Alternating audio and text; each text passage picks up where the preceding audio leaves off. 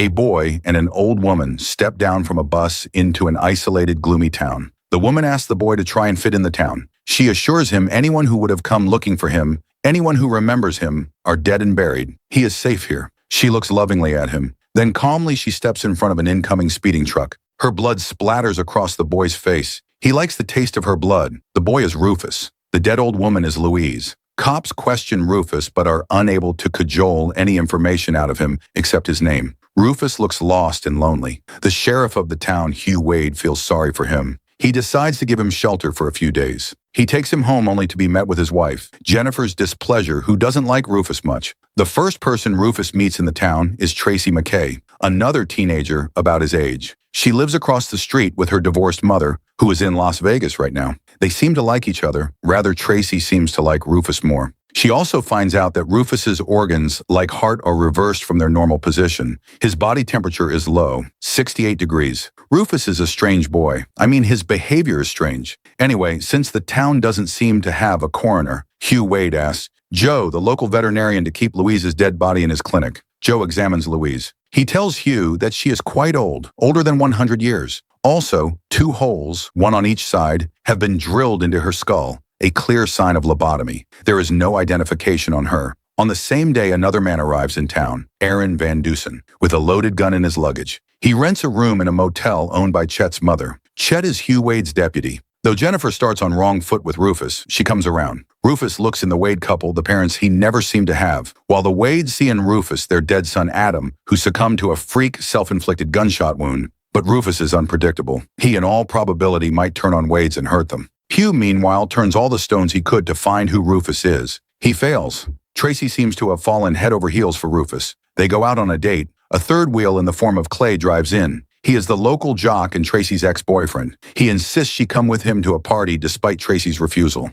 Finally, a fight breaks out between Rufus and Clay. They start throwing stones at each other. Yes, you heard it right. One stone knocks Rufus semi-conscious. Clay tries to have his way with Tracy, but Rufus comes around and attacks Clay. It isn't a normal attack. He turns into a vampire. His talons and fangs tear into Clay. Tracy realizes Clay's life is in danger. She takes Clay's baseball bat to Rufus's head and knocks him unconscious. She then asks Clay to run for his life. A shocked, frightened Clay doesn't need to be told twice. After Rufus regains consciousness, he is not angry at Tracy for knocking him out. He understands she has done him a favor, but now Tracy knows his secret. The next day, Tracy and Rufus visit the library. She wants to know more about vampires because Rufus doesn't seem to show the normal traits of vampires like not having a reflection or fatal intolerance to sunlight or animals being nervous around him. Rufus insists that he is not a vampire. Wade is seeing more of his son in Rufus than Jennifer, and she doesn't like it. Later, Rufus breaks into Vet Joe's clinic when it is closed to see Louise. For a moment, I thought he was there for dinner,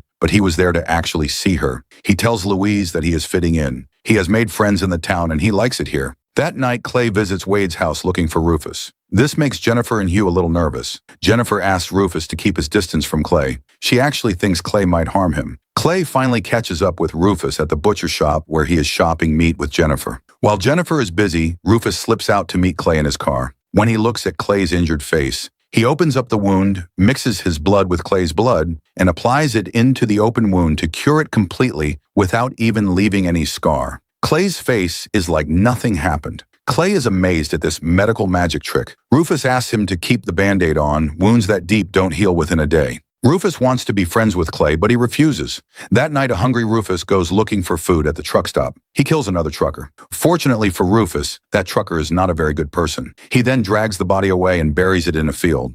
When he gets home, he regrets his need for blood and apologizes to a sleeping Jennifer. The next morning, a driverless truck with its cabin covered in blood brings Hugh Wade to the spot. He rings up his deputy Chet to get back up. On the phone, Chet tells him they had managed to recover Louise's fingerprint, but nothing on Rufus. Rufus confesses to Tracy he was the one who killed the trucker. Next night, he moves the body further away with Tracy's help. Tracy is a bit frightened now. It is one thing to know someone is a vampire. It is quite another to see the dead body of a person the vampire you love had killed. Rufus promises Tracy never to do it again. The fingerprint leads Hugh to the true identity of Louise, hidden in a thick wad of documentation. She is not only the oldest living woman in the world, she was also admitted to a mental institute. She was diagnosed as being paranoid delusional and was considered a danger to herself and other patients in the institute. Hugh confronts Rufus about Louise. He asks him to read out her file, but Rufus cannot read. Hugh is surprised that Rufus is illiterate. He also suspects Rufus is hiding something. To provoke information out of Rufus, Hugh taunts him that Louise stepped in front of a truck because she was insane.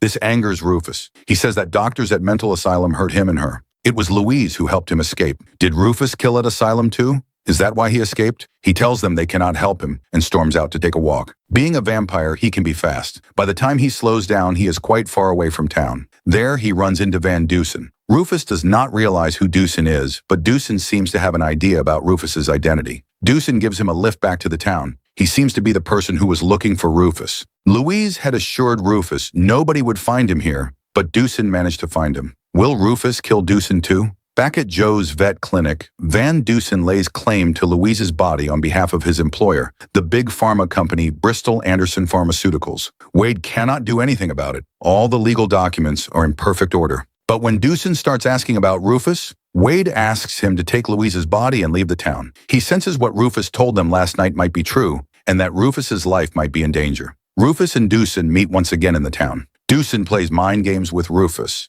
He brings up the topic of Louise's death. He also tells Rufus he knows that he is not Hugh Wade's son. Rufus had told Dusen last night in the car that he was the sheriff's son. Rufus doesn't respond, just walks away. At the police station, Chet and Hugh dig deeper into Louise's files. She escaped the state mental asylum in Scranton in 1934 with 12 other people. All these 12 other people were apprehended except a person named Kettle and a juvenile. At the asylum, she was put through a lot. Every week, she was forced to undergo electroshock therapy. Wade also discovers who Van Dusen is. The 48-year-old has been an employee of Bristol Anderson for 23 years. Interestingly, funeral of Thomas Bristol, one of the two founding members of Bristol Anderson, was attended by Richard Nixon, the President of the United States. Why would the president of a powerful country attend the funeral of pharma company head? Also, both the founding members, Bristol and Patrick Anderson, were on the staff of the mental asylum at Scranton in 1932. Wade now sees pieces falling in place, but he still refuses to believe it. While out on a walk, Tracy and Rufus argue. He is jealous that Tracy has a pass, especially with Clay. Tracy reminds him about who he is and not to judge her. When she sees Rufus and Clay chatting, she gets even more angry. Rufus once again asks Clay to be his friends. This time, too, Clay says no. Meanwhile, the trucker's body that Rufus and Tracy buried in the field is uncovered when digging a pad for a new grain elevator. Hugh is worried that the theory of a highway hacker might gain ground after discovery of trucker's dead body. Van Dusen and Rufus meet again. Dusen is astonished to see his speed when he is goofing around. He tries to convince Rufus to come back, but Rufus remembers all the tortures at the asylum. He refuses. Wade confronts Dusen. He warns Dusen to stay away from Rufus and leave the town immediately. Dusen dismisses him. Dusen then visits Clay in the batting cage. There he and Clay get into a scuffle. This Dusen guy seems to fight with everybody. Meanwhile, Rufus seems to be on a path to mend fences with everybody. He first visits Tracy's house, but her mom asks him to take some time off. Then he visits Clay in the batting cage. He doesn't realize what danger is awaiting him at the batting cage. Clay is already mad at Rufus's constant pestering to be friends. It gets worse when Dusen threatens him. When Rufus steps into the batting cage, Clay shoots him. Unfortunately for Clay, Tracy had followed Rufus to the batting cage. As he is about to put second bullet into Rufus, she attacks him from behind with a baseball bat. She thinks Rufus is dead, so her attack on Clay is fierce. But Rufus stops her in time before she kills Clay. Rufus can self-heal. Bullets or weapons have no effect on him except spilling his blood. Rufus and Tracy leave Clay in the batting cage. Clay cannot explain the aftermath of this violence to the police. There is a gun with shell casings. There is a pool of blood that is not his. Almost every bone in his body is broken. He cannot tell the cops who beat him up and why. Wade orders a lookout for a gunshot victim in every hospital in a 200-mile radius. Just then, Van Dusen walks in on the crime scene. He wants to talk. He finally tells Wade Rufus's reality. Rufus is more than 100 years old. The first recorded document for Rufus goes back to 1906. And that is only recorded document. Nobody knows exactly how old he is. To bolster his case, Dusen gives Wade Rufus's photo taken in 1927 with Thomas Bristol and Patrick Anderson. He also presents police report of Rufus being arrested in 1972 for shoplifting. Dusen tells Wade Rufus's real age has never been determined. His perception of time is quite different from the perception of time normal people have. Human science has never seen anything like Rufus. Rufus not only has the ability to heal himself, but also ability to heal others in a limited manner. But that is enough to eradicate diseases in humans with the help of Rufus's DNA. That is why Bristol Anderson Pharmaceutical has laid claim to him as their property. Wade dismisses it as a hoax. He warns Dusen once again to leave the town. Wade then leaves to look for Rufus. He finds him with Tracy, who leaves when she sees Wade. Wade confronts Rufus about the happenings of the last night in the batting cage. Rufus finally breaks down. He screams at Wade, tells him that he knows very well who he was. He would have easily killed Clay last night, but he did not. Wade realizes it was a mistake to have let Rufus stay with them. He lets Rufus know this. Rufus, too, realizes he will have to keep running or go back at Bristol Anderson.